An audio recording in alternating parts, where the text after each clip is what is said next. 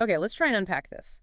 Imagine for a moment a sudden, well, unexplained blackout hitting major parts of Europe, Spain, Portugal, southern France on a specific date. And we're not just talking flickered lights. It's described as something deeper, a fundamental absence of available energy. Almost like it was operating on a level beyond, say, a simple power grid failure. And what's really fascinating here is the source material you brought.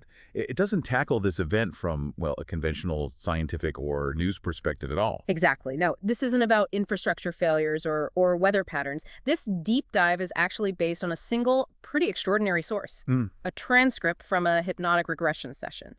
And this session specifically investigated that perceived blackout event, April 28, 2025. Right, and the method used here is, well, it's key, isn't it? A hypnotic session designed to get information through a subject, they called them the supporter, who was deliberately kept unaware of the topic beforehand. Yeah, to avoid contamination. Exactly, and the hypno-operator guided them, asking questions, some preset, some developing as they went.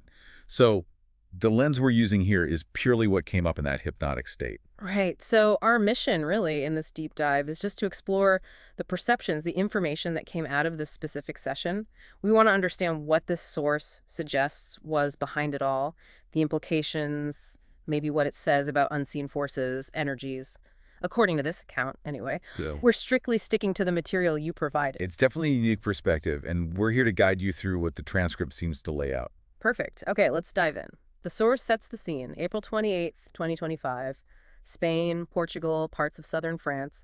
And the immediate question was, where was the electrical energy during this blackout? And the answer that came through, according to the transcript, was pretty striking. Yeah. Basically, nowhere that could satisfy the need. The perception wasn't just that it was cut off, but that the required energy just wasn't there in those areas, not at the level needed. Wow, okay. And that lack of energy, it leads straight into the very first visual the subject reported when focused on that moment. It wasn't darkness or failing equipment. No. Instead, the source describes this white, almost daylight-like background. And against that, these weird dark objects described as truncated cones or stabilopodzi. Stabilopodzi, yeah, that's the term used. They were perceived as large, intentionally placed. Yeah. And containing machinery inside. So right from the start, it's this really unusual, quite specific image. Suggests something deliberate, right? Not random chaos. Yes, exactly. That initial visual focuses right on these dark, cone-like structures. It sets a very particular tone. Okay, so we have the event, this strange visual. What does the source actually say caused the blackout? Well, the transcript seems to explore the cause on different levels. It looks at physical elements and also what it calls metaphysical elements, sort of interacting. Okay, let's start with the physical side then. What does the source point to there? Based on the session, the physical cause was identified as those same dark technological objects, the stabilopodzi. They were perceived as being active, having internal machinery, wires, systems, all operating during the event. Huh. But you said there was more to it. The source doesn't just blame the tech. That's right. It brings in this metaphysical layer, describing it as two elements working together. First, there's this natural energetic phenomenon. Natural. Yes, perceived as natural. Described visually, kind of mauve, changing color, like pivoting sfredeluri, which I gather is Romanian for something like augers or drill bits. Drill bits, like drilling into the atmosphere. That seems to be the imagery, yes. Yep. Impacting the atmosphere, the air. And the source really emphasizes this energy was seen as natural, not something manipulated. Okay, a natural energy event. And the second element. The second metaphysical element was, again, those technological objects, the stabilopodzi. They were seen as having a metaphysical role as well as the physical one, almost like they were, I don't know, opposing or trying to manipulate that natural energy flow. Ah, okay. So according to this account, the blackout wasn't just the technology failing or just this natural energy thing happening. It was the interaction, the conflict between the natural sfredeluri's energy and these stabilopodzi. That's exactly what the source seems to suggest. The transcript indicates it's the combination, this natural energy influx hitting and the technology pushing back or counteracting it, that created the perceived energy vacuum, the blackout itself. It's a very layered explanation presented in the session. Fascinating. Wow. A mix of natural and technological forces. Now, the transcript also gets into the human side of things, doesn't it? The political context. Yes, it touches on that. It offers some perceptions about whether governments, elites knew about this possibility beforehand. And what's the perception there? Did they know? The transcript suggests, yes, some level of prior awareness. Governments, elites, they knew something might happen. But the information flow is described as really strict, very top-down, limited deliberately to stop it spreading to the public. Right, controlling the narrative. And what about the people actually in Spain, Portugal, France? How did the collective react, according to the source? The account describes, well, pretty much what you'd expect. Widespread panic, fear, chaos, a lot of uncertainty about how long it would last, what the consequences would be.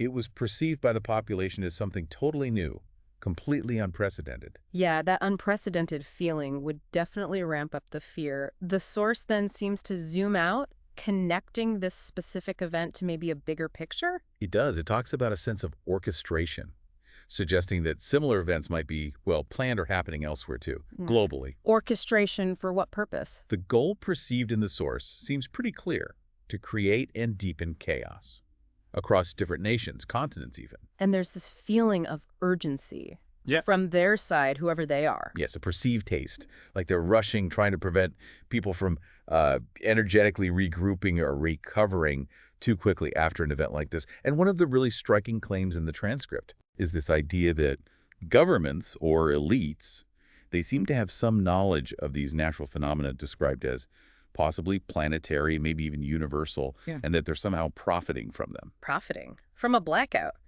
How would that even work, according to the source? The suggestion is they're trying to claim ownership, maybe, or control over the event's narrative.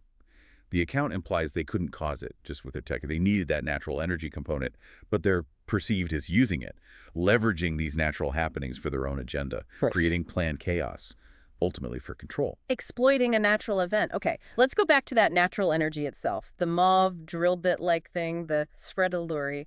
What else does the transcript say about what that is? Well, the source describes it as acting almost like a matrix of breaking the Earth's atmosphere. It suggests this isn't just one spot, but it's happening at different points around the planet, creating what the source calls permeabilities, like openings. So it's not just energy raining down from space, but interacting with our atmosphere, creating holes or weak spots. That seems to be the idea.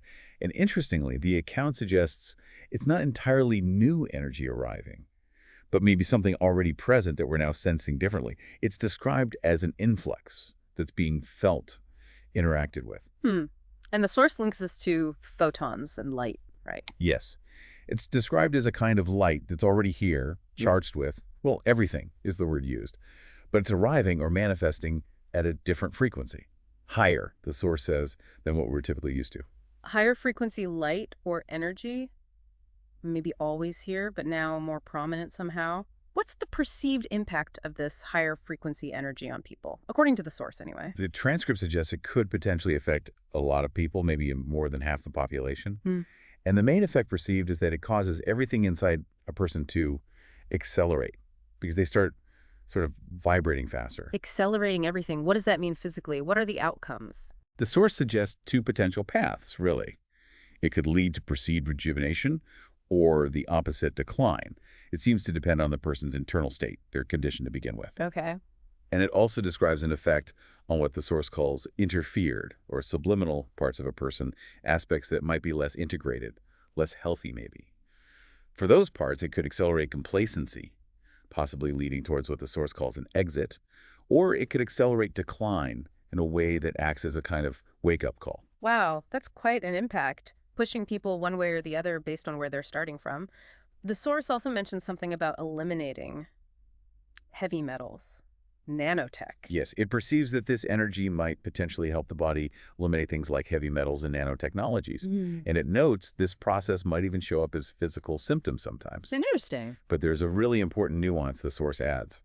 This energy doesn't hit everyone the same way. It's perceived as only really connecting with individuals who have certain personal frequencies or densities that kind of resonate with it. It uses an analogy like water and oil, not mixing, if their frequencies are too different. It's about synchronicity. So it's not presented as a universal effect hitting everyone equally in this account. Okay, so the natural energy influx is selective, based on your vibrational state, essentially. Now, what about the other side, the ones with the tech, the stabiloposi? The source gives them a name, doesn't it? It does. The group perceived as trying to maintain control, uphold this structure the source calls the matrix, the ones apparently behind the technology.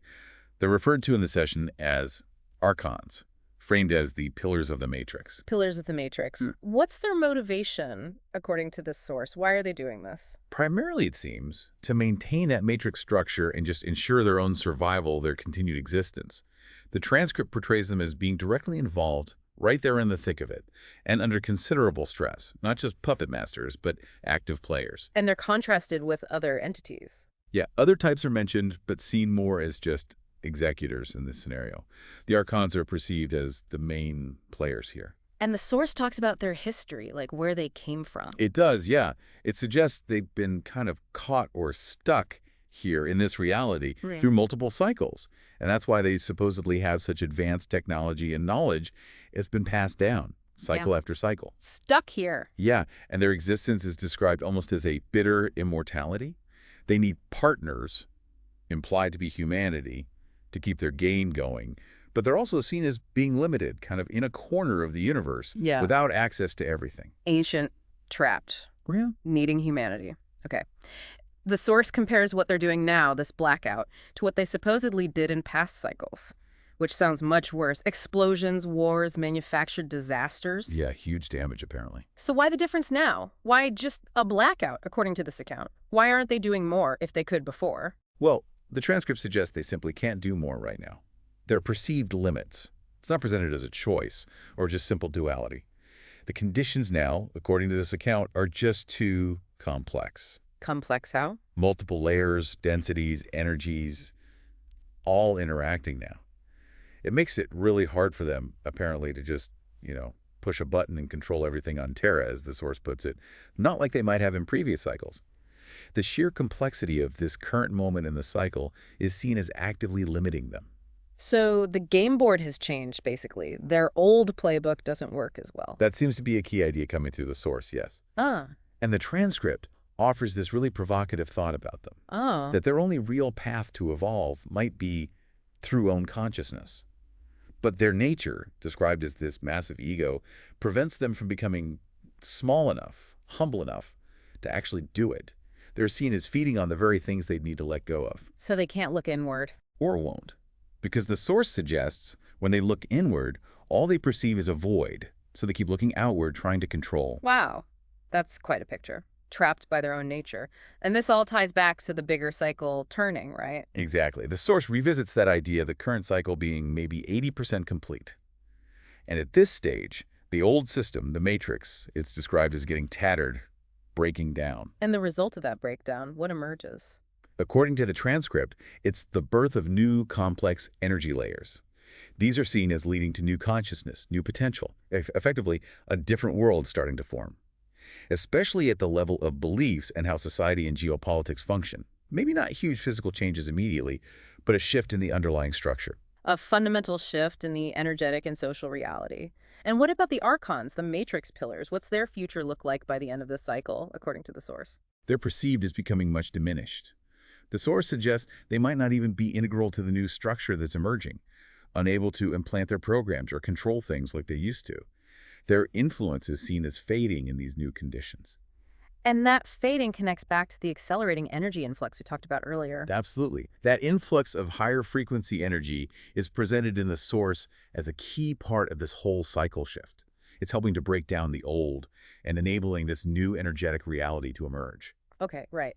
So let's try and pull the threads together from this unique source. We've got this specific blackout event, perceived as an interplay between a natural high-frequency energy influx, this sfredeluri or light, and a technological countermeasure from these ancient entities called Archons. Right, who are seen as trapped, trying to maintain control in a system that's breaking down. And all of this is happening, according to the source, within a much larger cosmic cycle that's nearing a turning point, a point where the old ways of control are less effective because reality itself is getting more complex, more layered with new energies. It's certainly a fascinating perspective, isn't it? This source offers a glimpse into perceived hidden dynamics, hidden energies, potentially influencing our reality. It touches on really deep themes: consciousness, frequency, control structures, systemic change, all viewed through the specific lens of this one hypnotic session. It's definitely one unique account within a complex field. It absolutely gives us a lot to think about, filtered through this specific, quite unusual source. So what does this all mean for you, listening to this account? Here's maybe a thought to leave you with, drawn from the material itself. If our reality, according to the source, is influenced by unseen forces and these shifting energies, and if human consciousness, our personal frequency, is perceived as playing a key role in how we navigate these changes, well, what does that suggest about your own path, your own perceptions, moving forward in what the source calls an accelerated time? Is awareness itself, maybe? Or actively working on your own state, your own frequency, as the source implies with its idea of selective energy interaction? Is that a key to navigating these complex conditions? That's a powerful question the source itself seems to raise, doesn't it? It really does. Well, thank you for joining us on this deep dive into some truly extraordinary territory as presented by this particular source. And thank you for diving in with us.